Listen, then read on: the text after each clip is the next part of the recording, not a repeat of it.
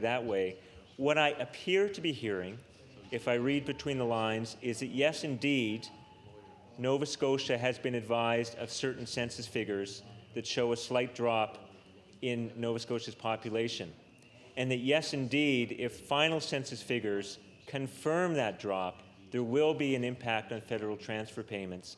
But because those figures haven't been finally confirmed, the minister is not going to say what that drop is anticipated to be, although the very same information the minister has is becoming the first scandal, post-election scandal in Quebec, and it'll be interesting to see what happens here in Nova Scotia.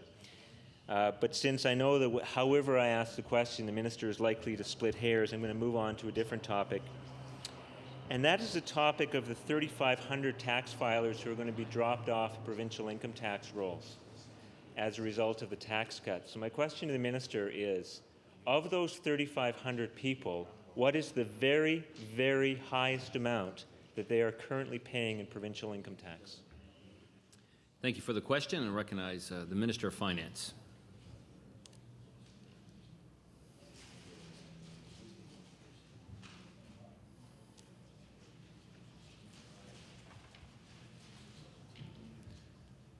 The Minister of Finance. Mr. Chairman, the member is asking a question that we've never really gone through the calculation to do it. Everybody's situation varies. It depends on what types of tax credits they have, whether they're married, whether they're single, whether they have circumstances of disability or not, or dependents.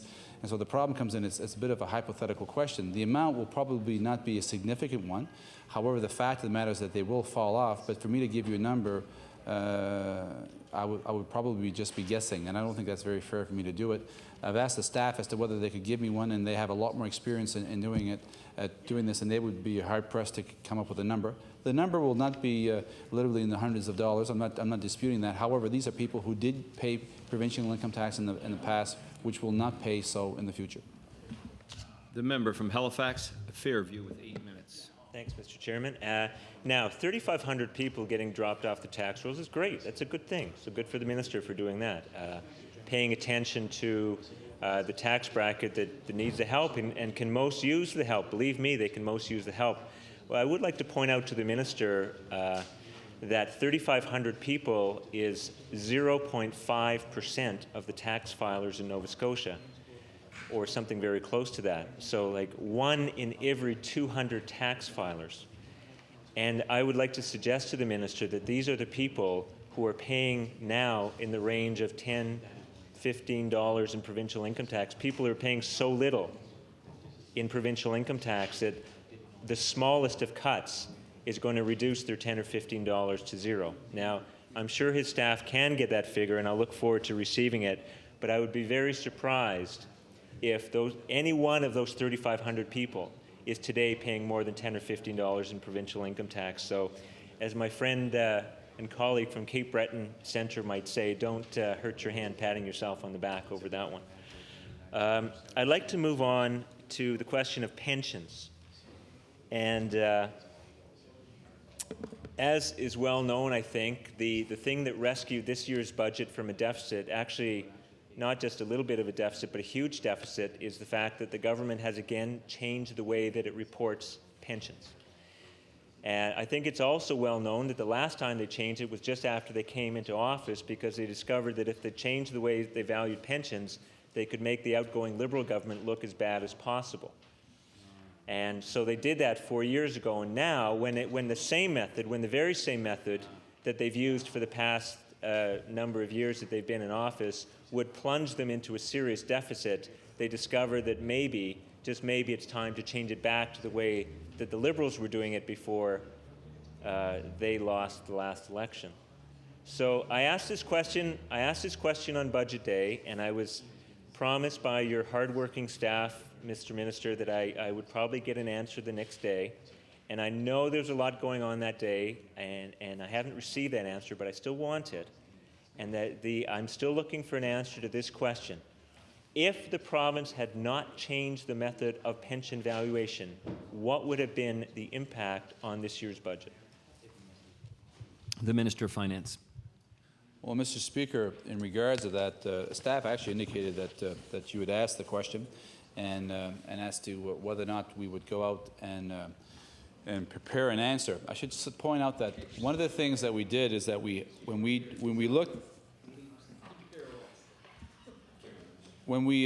prepared the financial statements in this year, we looked at pension accounting and how we were going to. I'm sorry. Carry on. You have the floor. When we prepared the budget in this year, one of the things that we looked at is how we're going to be accounting for our pensions. The member opposite is well aware that pensions have lost value in this year, especially the last year and a half to 2 years. And we have looked at, we examined that, and we said, well, how does the province of Nova Scotia want to deal with regards of our pensions? And we have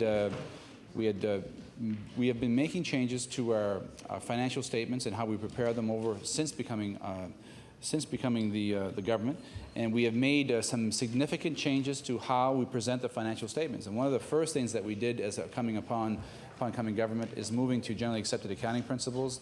We also tried to incorporate. We didn't try. We moved towards managing our pension plans in a different manner, whereby the unfunded liability was included within our books. And also the situation, Mr. Chairman, was of even moving towards tangible capital assets and how we would purchase assets and set them up and also depreciate them over the useful life, which is a change, a major change from the previous administration's form of accounting. Now, when I say that for the former government, I should point out that these changes have been in place for a long time. I'm not trying to be critical of anyone in that regard, but we do believe that the method that we've moved is something that's very positive. Excuse me. So in regards of how we dealt with the pensions, so we've got 3 minutes left. I think it goes to 1:09. So the issue in regards of the pensions, I should point out that we have looked at that, and we have made some refinements in this year as to how we would deal with them, and one of which is called smoothing. And what that does is that it deals with the gains and the losses of our pension valuation over a longer period of time. Now, you may say, isn't that the way that it should be handled? We don't manage our pension funds on a year-to-year basis. In other words, Mr. Chairman, whatever gains that we have, we would show up in 1 year, and whatever losses we have, we would show in 1 year, because we manage them over a long period of time.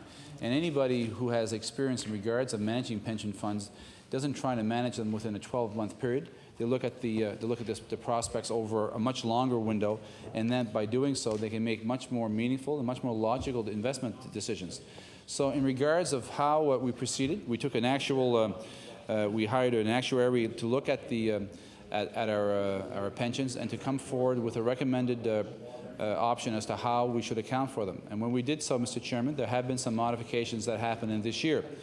The member opposite has asked as to whether or not what the changes would have been if we had not made them, made the changes, and how much more we would have been basically adding to this year's financial statements. In order to achieve that, Mr. Chairman, we would have to go back, hire the actuaries, and do it over again. I'm not prepared to do so. I don't think that is a proper expenditure in regards of the province of Nova Scotia. But I will point out the member is accurate that if we would not change it, we would have been adding some additional expense to this year's financial statements. That is a matter that I'm more than prepared to stand here and confirm. But I will say that I think more and more that we have to invest for our pension valuations in a manner that is even longer term than we had done before. And so that's why the changes were made. And I should point out that the changes that have been made are within GAAP.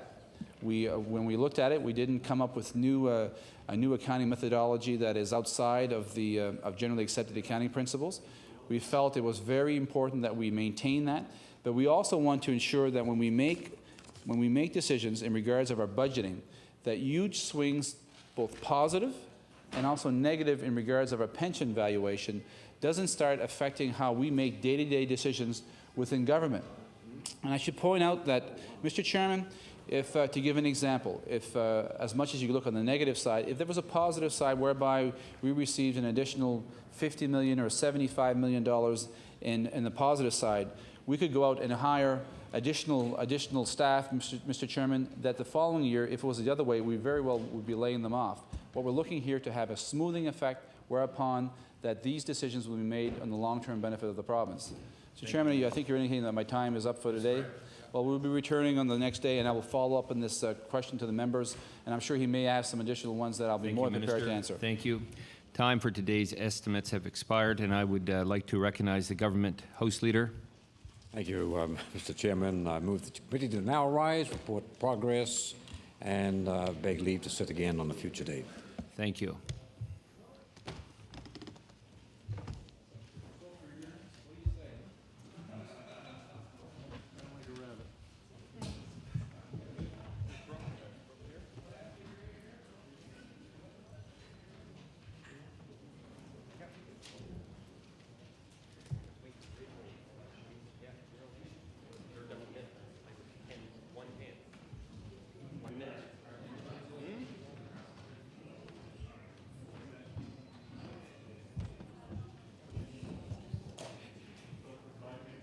Yes, the committee reports.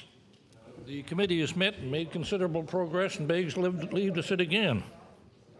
The Honourable the Government House Leader. Yes, Mr. Speaker, would you please call the order of business public bills for second reading? Yes, public bills for second reading. Please call Bill number 36, the Financial Measures Act 2003. Yes, the Financial Measures Act. The Honourable the member for Cape Breton South. Thank you very much, Mr. Speaker. Would you tell me how much time I have left, Mr. Speaker? If the Honourable member could begin, I will do the tabulation. I'm just getting the book fine. going here, if that's okay. Mr. Speaker, once again, it is a pleasure for me to stand in my place here today and respond to the Financial Measures Act on behalf of the Liberal caucus. And I hope on behalf of Nova Scotians who are interested in hearing our views on what is contained in the Financial Measures Act and where we feel the government is heading. Mr. Speaker, the Financial Measures Act itself is nothing more than a catalogue of great contradictions, a sleight of hand, if you will, Mr. Speaker, and an exercise in checkbook politics. Mr. Speaker, at the outside, or at the outset, I should say, Mr. Speaker, at the outset, let me say that this is Spin City at its finest, this particular document we have before us. Again, it's checkbook politics. And, Mr. Speaker, I have to remind Nova Scotians again and again that while this government is embarking on an exercise to reduce income tax in this province, and I'll get to that in a little while, and also to give a checkout this month, just happens to be near the date of the election. They're going to try to buy the votes of Nova Scotians with a check. It used to be that, that chocolates or rum or other such things were good at election time. Now the Tories have gone one step further. They're just going to give you a check and say, here, we want your vote. Well, what they're doing is giving Nova Scotians back their own money, part of their own money. And they're trying to hoodwink Nova Scotians into they're trying to hoodwink Nova Scotians into thinking they're giving them something, when in fact Nova Scotians should know, if they don't already know, that this government is borrowing again this year in excess of $100 million, which will bring the amount of borrowed money from this government since it took office of over $500 million. And, Mr. Speaker, I want to refer to the to Hansard. When in response to a question, the Honourable Neil LeBlanc, the Minister of Finance, and I quote him, quote, Mr. Speaker, I want to point out that it did take 40 years to accumulate the debt that we had. I will stand here today, this is the Minister talking, and say that I was part of a government that added a great deal to that debt. These are the facts. The problem is where we are today and how are we going to face it? Well, the way this finance minister is facing it is to start borrowing all over again. But you know what, Mr. Speaker? The irony of it is that that finance minister won't be around to answer for his government's transgressions when the light of day is seen on the numbers here next March 31st. Mr. Speaker, I also want to make reference to Hansard Tuesday, April 17th, 2001. And I want to quote the Premier in an answer to the Honourable Don Down. The Premier, and here's his answer to the question regarding borrowing money. Mr. Speaker, what the Premier is saying, and this is the Premier, what I will confirm is that a year from now, this government will introduce a balanced budget, and from that day onward, the debt of this province will not grow. Those are not my words, those are Premier Ham's words. The debt of this province will not grow, in a public statement in Hansard. And a same public statement, by the way, given to the Greater Halifax Partnership and to other such groups throughout this province. So what happened to that promise? We took the Premier at his word. That evidently was no good because we're borrowing money, and not only are we borrowing money, in direct contradiction to what he said, is that we're borrowing it well into the future. Well into the future. It's projected to borrow out to the year 2007, I believe. Borrowing money, even though the Premier and his government ran on a promise to stop the debt growing in this province. What happened to that promise? It fell off the radar screen, Mr. Speaker, in favor of politics. This government couldn't care less about the long-term debt of this province. What they care about is getting reelected. And what they care about is getting reelected by buying people's votes in this province. Buying people's votes. I want to also, Mr. Speaker, talk a few moments about the Financial Measures Act itself and how it is the centerpiece of this government's last gasp before it goes to the polls. Mr. Speaker, on March 4th, 2002, the Premier told a local newspaper, and I quote the Premier, "To be sure, there are some people who suggest that government should continue borrowing on its debt and spending beyond its means. I don't believe there is merit to this argument," close quote. That is the Premier's statement in a local newspaper. And what happened to the validity of that statement? There's no merit to the argument that the debt will grow. I didn't say that. Members on this side didn't say that. And a lot of members over on the government side didn't say that. Mr. Speaker, the Premier said that. The Premier said there is no merit for the debt of this province to grow, yet, Mr. Speaker, it is growing. It is growing again at an alarming rate and is projected to grow well into the next 4 or 5 years, each and every year. Why, Mr. Speaker? Because it satisfies the insatiable appetite of this government to spend its way back to election. That's exactly why the debt of this province is growing. And I might add, Mr. Speaker, for a finance minister to stand in his place in this House and say that he has a balanced budget when that same government is borrowing in excess of $100 million, and he neglects to tell the taxpayers of this province that interest payments on the outstanding debt of this province are going to soon approach $1 billion a year. $1 billion a year of public money is going to go up in smoke just to satisfy the debt of this province. Mr. Speaker, in a province of less than 1 million people, we will soon be facing a $12 billion debt. Now that's one heck of a legacy to leave to our children and our grandchildren.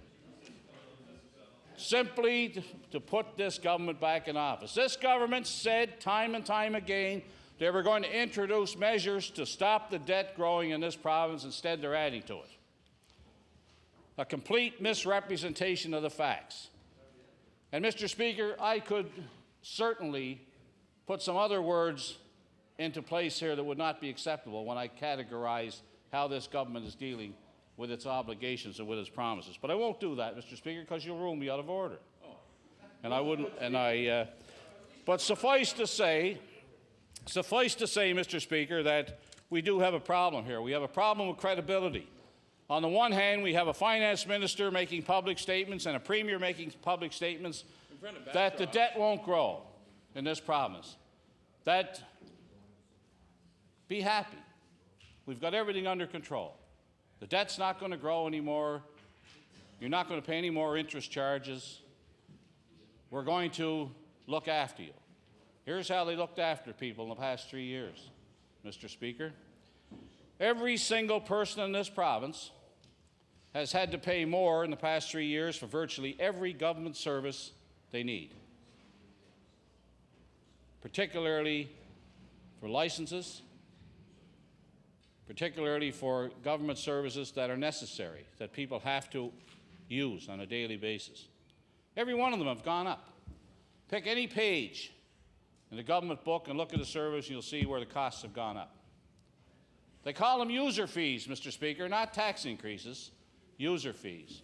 Well, Mr. Speaker, if you're taking money out of my pocket, I don't care what you call it, a user fee or a tax. At the end of the day, I have less money in my pocket because the government has taken it. And they've been taking it with great regularity. Now, in addition to that, it's not bad enough that the Premier has misled Nova Scotians on his intentions with the debt. He also made a public statement, Mr. Speaker, that there'll be no new tax increases in the province during his mandate. And what happened to that promise? Gasoline tax went up 2 cents a liter. Gasoline tax went up. He said that he wasn't going to increase any taxes. Not only that, Mr. Speaker, both opposition parties have been pressing the government time and time again to do something about the high cost of insurance in this province, to do something about the high cost of home heating fuel in this province, which every single Nova Scotian has to pay. And those who are most vulnerable in those areas are people with small incomes, Mr. Speaker. People with incomes that perhaps, I'll use a figure of $30,000 and less, because then there's a reason I'm going to use that figure. But people in the low income brackets have to pay the same, Mr. Speaker, for home heating oil as the rich. They have to pay the same for car insurance as the rich. They have to pay the same for house insurance, if they're lucky enough to own one, as the rich. Yet, Mr. Speaker, the tax considerations that this government are proposing are very interesting, because not only are they going to buy a certain number of votes this spring, try to buy them at least anyway, the check is in the mail, for $155. Guess what, Mr. Speaker? About 300,000 Nova Scotians aren't going to get that because they didn't pay provincial income taxes last year. Their incomes were too low. So they're not going to get it. The segment of the population that needs it the most are not going to get it. And, Mr. Speaker, in addition to that, if that's not insulting enough, the government of Nova Scotia next January 1st is promising a 10% tax break for Nova Scotians who pay provincial income tax. Well, Mr. Speaker, that's going to include, yes, a segment of the population, but I'll tell you what it excludes. Senior citizens who are living on pensions only, old age pension and the supplement, are not going to get that 10% tax increase or decrease, nor are they going to get the $155 because they're not paying provincial income tax. So they're off the books. People who need it most, seniors with $1,000 to $1,100 a month coming in, are not going to get a dime of this, not a dime. Yet they have to pay for licenses. They have to pay to heat their homes if they're lucky enough to still have one. They're going to have to pay all those expenses, but they're not going to get that. I say shame on this government for that. Also, Mr. Speaker, who are the government playing to here? You know, and who are they trying to fool? Back in the year 2000, when the federal government introduced tax breaks, this government didn't allow them to flow through to the pockets of Nova Scotians. They absconded with it, Mr. Speaker. They put it in general revenue instead of letting it pass through to the consumers of this province. In other words, Nova Scotians were robbed of a tax break in 2000 by this crowd over there. Now they're trying to come back on the eve of an election And they know what the polls are saying. The polls are saying they're in trouble, Mr. Speaker. So they're trotting out the I knew that would get their attention, Mr. Speaker. They're trotting out the rum bottle politics, Mr. Speaker. They're trotting out, I'll buy your vote. They're going back to the days when a bottle of rum bought a vote or a box of chocolates. Only now they're not as discreet about it now. It's not nylons or chocolates or rum. It's cash now on the barrelhead, right on the top here. Yeah, but the minister, we're not going to try to say we gave you a bottle. We're going to give you money. But the finance minister couldn't put his name on the bottle of rum. But he put you know, you can give money. You can give money to certain Nova Scotians, but you can't settle that strike out there. You know, put money into that to solve the problems of those working people who are out marching around this place. You can't do that. You can't solve the problems of those people in this province that are paying exorbitant costs for insurance. All you can do is set up a study group that won't report till after the next election is over. And I suggest to you, Mr. Speaker, I suggest to you that this government knows exactly what it's doing, and there are two possible scenarios for this government following the election. They win the election, they'll come back and explain to Nova Scotians they made a few errors on their budget, and now we're not really in a positive position. Oops, we've got a big deficit, so we have to tighten our belts. So all the things we gave you, we're going to have to take back. Or, Mr. Speaker, they're going to lose the election and it becomes somebody else's problem to explain to Nova Scotians the mess that Neil LeBlanc had left after he rode off into the sunset. You know, that member knows exactly what he's doing, Mr. Speaker. He's getting out of Dodge before the House of Cards comes crumbling down on that government. He knows exactly what he's doing. This will be the second time that minister absconded after the fact. You know, and I believe only the first time was under a different circumstance because we found out about that minister beforehand and not after. But this time he's getting out before we find out the real truth of what kind of budgetary practices are going on over there. Neil's bad. Neil bad. But, Mr. Speaker, Neil bad. the day of reckoning is here again. Trying to be another Merlin. You know, you also have a premier, Mr. Speaker. You have a premier. You have a premier who stated publicly, in this House, in answer to a question, that the economy of this province will grow without oil and gas. Without oil and gas. In other words, we don't need the effect of the offshore to make the economy grow. So a secondary question was put to the Premier, supplementary, saying, well, what is going to grow the economy, Mr. Premier, if oil and gas is not a factor in the future? In other words, if you don't care about that, there are two issues here. One, just keep increasing licenses and fees till the saturation point and grab as much cash from the people of Nova Scotia as you possibly can. And the other one is, my colleagues so rightfully say, transfer payments from the federal government. No, from other provinces. And, well, whatever. But there's no plan to grow the economy here. The only plan is to get reelected. The only plan of any consequence on the table over there is a check for $155. Now, people aren't going to be fooled by that. They're going to take the $155 and vote against them.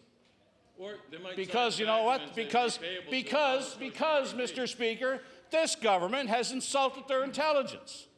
This government has insulted the intelligence of every Nova Scotian by trying to buy their vote on the eve of an election with a check for $155. I say shame on that government. Shame on that government when we have problems in health care, we have problems in underfunding in education, we have problems trying to stop borrowing in this province, and this government thinks about nothing else but getting reelected with a check. But here's what's going to happen, Mr. Speaker, and you heard it here first.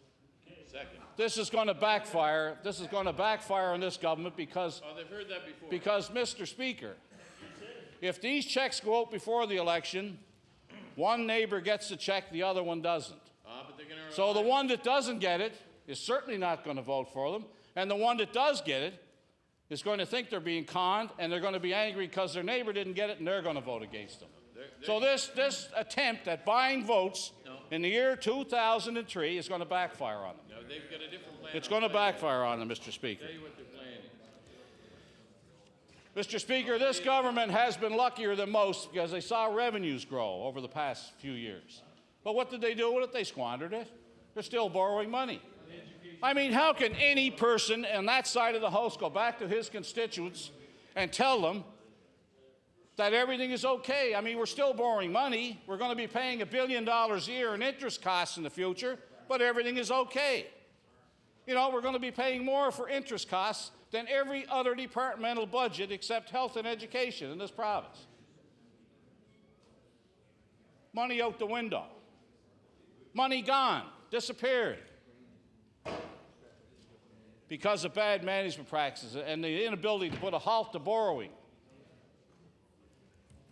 Mr. Speaker, the Premier's credibility is certainly waning here on a number of fronts. Mr. Speaker, another issue that this government is caving in on is the issue of Sunday shopping. Now, Mr. Speaker, I want to tell you that in the area of Sunday shopping, this government, the current Minister of Transportation, in his place in this House, said we will not discuss this issue until the year 2005. Till the year 2005. Those are not my words. Those are the Honourable Minister of Transportation's words when he was an important minister at one time. He said that. Now, that minister, who has been relegated to a junior portfolio, doesn't speak for the government anymore. But I can tell you that he said this issue of Sunday shopping would not be raised till the year 2005. But guess what happened, Mr. Speaker? The polls suggested they're offside. Public opinion has gone against them on it. So the Premier comes out and says, oh, I think we should revisit this. On the eve of an election, Mr. Speaker, on the eve of an election, this government now has a conversion on the road to Damascus. It has a conversion. Suddenly, this issue is important enough to discuss now and to try it on. But not only are they going to do that, they're still not being honest with Nova Scotians because now they're going to give half a loaf. They're going to say, well, we'll try it on in the period prior to Christmas and see how it works. You know, what foolishness, Mr. Speaker. Why doesn't the government come clean and give Nova Scotians what they want, like every other province in this Dominion has done? Put protection for workers in. Put protection for workers in who have to work on the weekends, on Sundays, and then open the stores to consumers of this province who have demonstrated they want it. But what does this government do? They're going to go halfway now. Which brings me to another half measure of this government, Mr. Speaker, is the fact that municipalities are light years ahead of this government in determining where they want to go in regards to the hazards of secondhand smoke and smoking in public places. What does this government do? It trying to exempt the casinos. Won't make a strong, hard stand against smoking and protecting the workers who work in secondhand smoke environment in the casinos, the same as they're doing in bars and restaurants. Mr. Speaker, I asked the Premier that question the other day. I asked him as a former doctor, practicing doctor, and also the Premier of this province who should be concerned about the health of Nova Scotians. I asked him what he would do. Why isn't he addressing the problems with secondhand smoke, which are obviously evident in the casinos there would be in any other place in Nova Scotia? And you know what he did, Mr. Speaker? He referred my question to the Minister of Finance. And the Minister of Finance gave me a convoluted financial answer to that question I asked. And I asked a health question about people's health. And I asked if this government cared about the health of secondhand smoke, the workers who are subject to secondhand smoke casinos, and all I get is a financial answer saying, well, a previous government did a deal that makes it difficult. Mr. Speaker, that was then. The circumstances were different then. The circumstances are now, Mr. Speaker, that people are becoming acutely aware that cigarette smoking in public places is dangerous to your health, and secondhand smoke kills, Mr. Speaker. And this government will not address that question. And as I said last evening, Mr. Speaker, as I said last evening in this House, in my very spot, I said, Mr. Speaker, that this government doesn't care about that.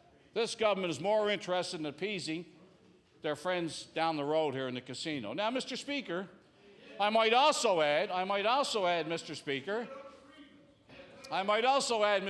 the ridiculous notion the ridiculous notion that this casino might somehow walk if they don't give them everything they want.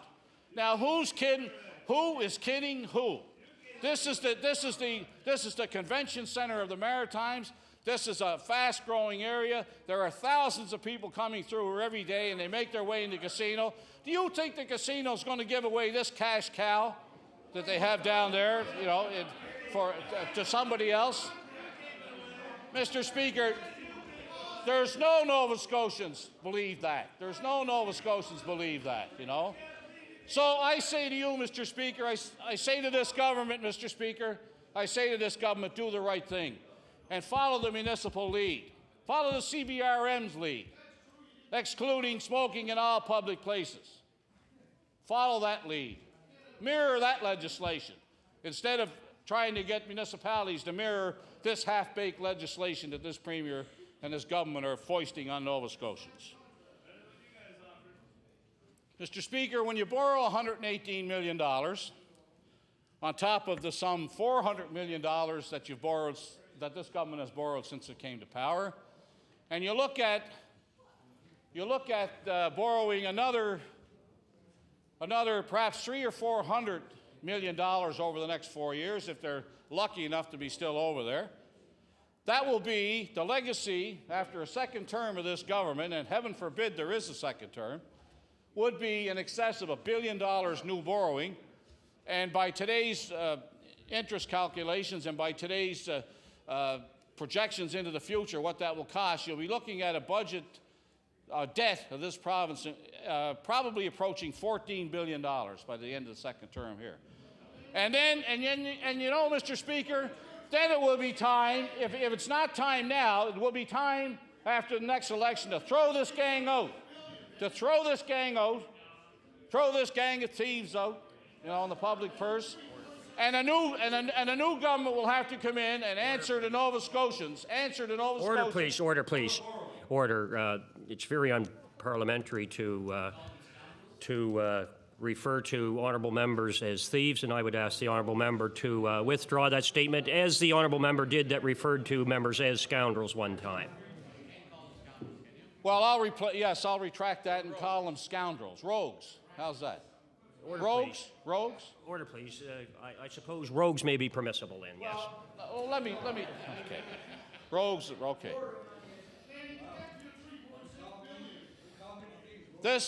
But, you know, this is the only place in history that a finance minister can have 2 cracks at bankrupting a province. 2 cracks at it. Government House Leader, too. Yeah, and the government House Leader, but I don't want to be too hard on the government House Leader because he's not in charge of the books. He may be in charge of everything else, but he's not in charge of the books. So, he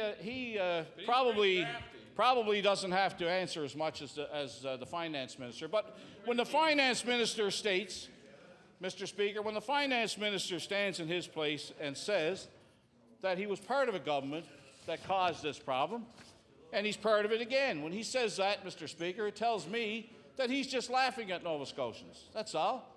And he's going down the road. He's riding off into retirement and leaving this mess here.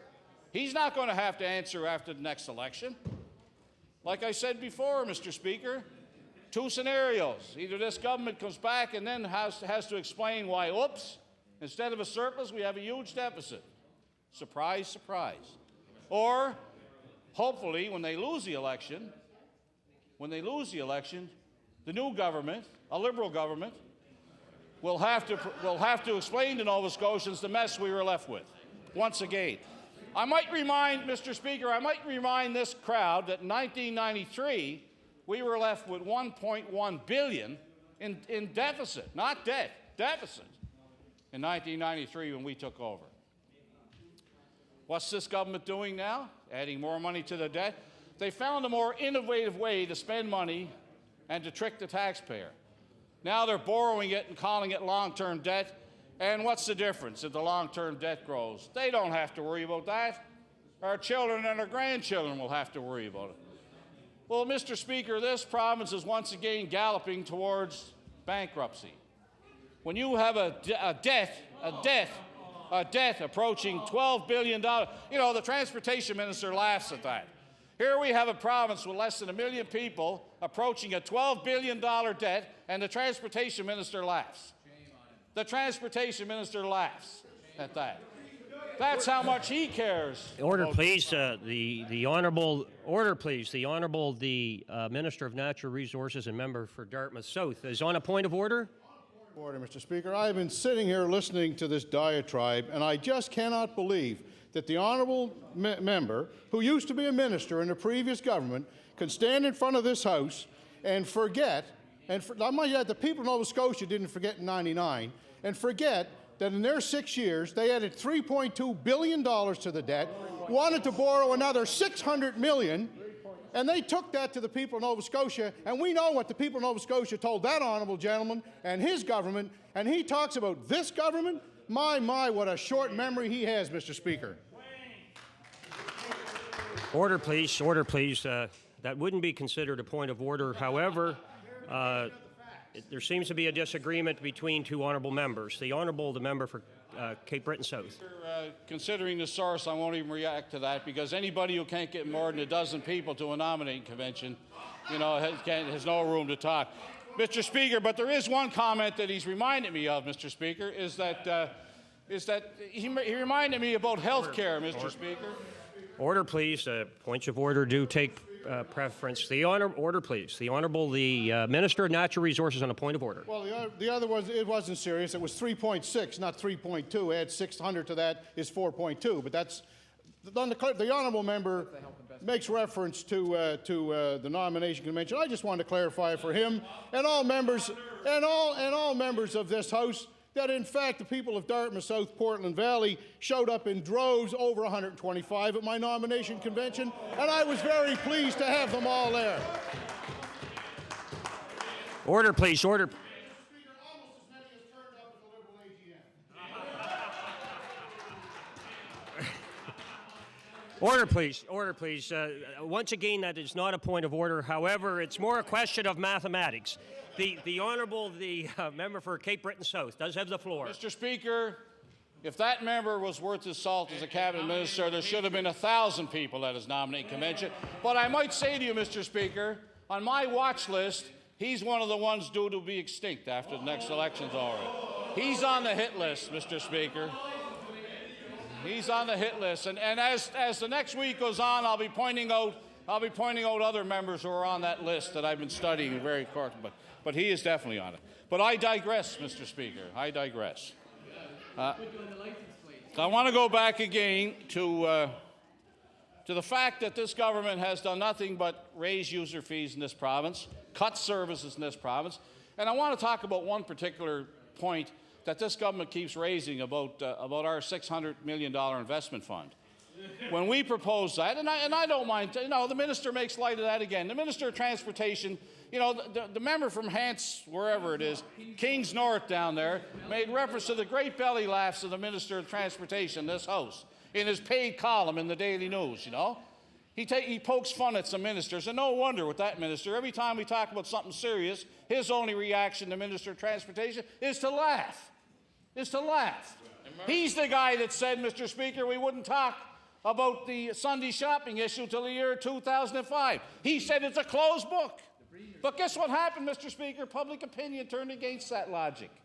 So now it's a subject that's coming back up again for discussion. Don't hide your belly there. Order, please. The Minister of Transportation and member for Lunenburg on a point of order. Yes, it's a point of order, Mr. Speaker. Mr. Speaker, the one thing that I didn't laugh at, Mr. Speaker, was the $3.6 billion deficit the people of Nova Scotia inherited after 6 years of that honourable gentleman's misrule, mismanagement, and I think incompetence is maybe unparliamentary. So I'll say dereliction of his duties. Order, please. That wouldn't be considered a point of order. Once again, it would be an opposing view. The honourable member has until 1:57. Mr. Speaker, I might remind the Honourable Minister of Transportation that when we took office, the debt was close to $8 billion left by the previous government, and now is going up to $12 billion under the current government. That's the Tory logic there. But again, Mr. Speaker, I digress. What I would like to talk about for a few moments is the health care situation in this province, where this government severely chastised our program to inject considerable funds into the health care system to stabilize the system for many years in the future. They rejected that. But instead, we have a health care budget now that is over $2 billion, and the system is still not fixed in this province. Far from fixed. So, Mr. Speaker, where is the logic in that argument? There isn't any, Mr. Speaker. But what Nova Scotians can understand more than anything is this government's pretense that they're doing something for the people of Nova Scotia when, in fact, they're borrowing money. They're borrowing on the future legacy of our children and our grandchildren to get themselves reelected. They're trying to buy votes, Mr. Speaker, with their own money. With their own money. Gone is the pretense. They're coming right out with the check. And it wasn't in year 3, or it's not going to be next year. It's right around the time of the election. Here's your check. Aren't we good Tories? Vote us in. You know? Yeah. And then but I'll remind the Minister of Natural Resources that there are a number of people in his constituency who aren't going to get that check. A large number. There are a large number in all those constituencies that aren't going to get that check. Nor are they going to see any benefit from the 10% tax decrease next January 1st, a measure contained in this document. You know why, Mr. Speaker? Because it only affects the provincial income tax. The larger your income, the larger amount you're going to get. So Nova Scotians have figured out already that if you're earning $30,000 or less, you're going to see very little of it, maybe $3 or $4 a month between 25 and 30, but you're going to pay dearly for it in the future because of borrowing, continued borrowing, Mr. Speaker, that the Premier said he wouldn't do. The Premier has misled Nova Scotians in that regard. Misled Nova Scotians. He said under no circumstances would he open stores on Sunday in this province.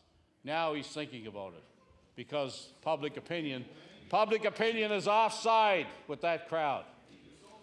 He's offside, Mr. Speaker, on the anti-smoking campaign in this province and the need to cut out smoking in all public places in this province. This government is offside with public opinion in that regard, too. This government is offside in every public opinion poll going in the past month, and that's why they're changing their strategies. It's called deathbed repentance, Mr. Speaker. That's what it's called. It's called deathbed repentance. And this government is trying to do everything it possibly can, to curry favor or to hoodwink Nova Scotians into thinking they're doing something for them. Well, Mr. Speaker, the people of Nova Scotia are smarter than that, Mr. Speaker. The people of Nova Scotia are smarter. They remember that the Minister of Transportation said they weren't going to discuss the Sunday shopping issue until 2005. They remember the Minister of Finance talking about the smoking issue. They remember the fact that the Premier said there'll be no more borrowing in this province, yet the Finance Minister says we're going to borrow for the next 3 or 4 years. People in Nova Scotia realize all that.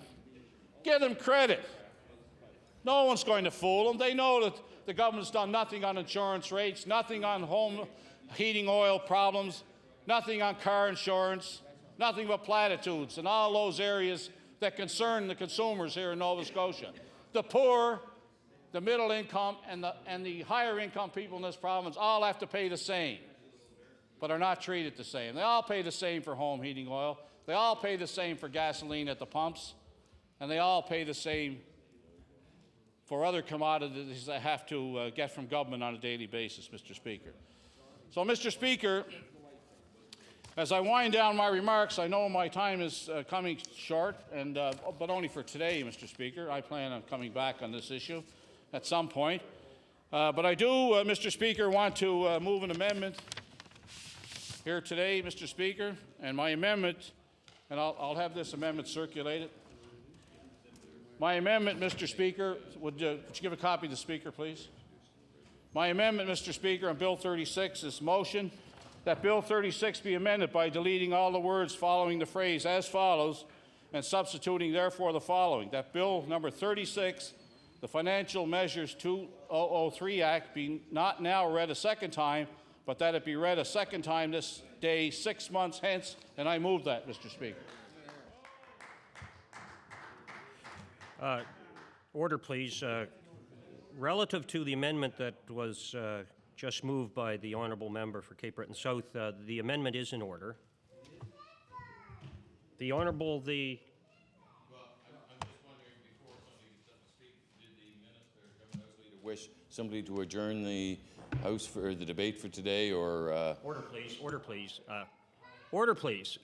The honourable member for Sackville-Cobequid, is he on a point of order, a question, or... I'm on a point of order, or for purpose of getting clarification from the Government House Well, Leader. why don't we recognize the honourable, the Government House Leader? Yes, Mr. Speaker, I have no objection to the honourable member getting to his feet during the debate, but however, I would accept perhaps just those very words before we move into adjournment instead of continuing the debate today. What I'm saying is, Mr. Speaker, I would move adjournment of the debate on Bill 36. The motion is to adjourn debate on Bill number 36. Is it agreed? Order. On a point of order, the honourable member for Sackville-Cobequid. As on the amendment, you move the adjournment of the debate on the amendment. On the amendment, as the amendment is in order. Is it agreed? All those in favour, please say aye. Contrary, nay. The motion is carried. The honourable, the Government House Leader. Yes, Mr. Speaker, I move now that the House do rise to meet again on Monday at the hour of 2 p.m. The House will sit until 10 p.m. Following the daily routine, we will complete the Committee of the Whole House on Supply, and then, Mr. Speaker, we'll move into public bills for second reading, and we'll start with Bill 36 and move in the other bills in order. Thank you. Motion is that the House do now adjourn until Monday, which is the 28th of April, and commence at 2 p.m. Is it agreed? It is agreed. The House does stand adjourned.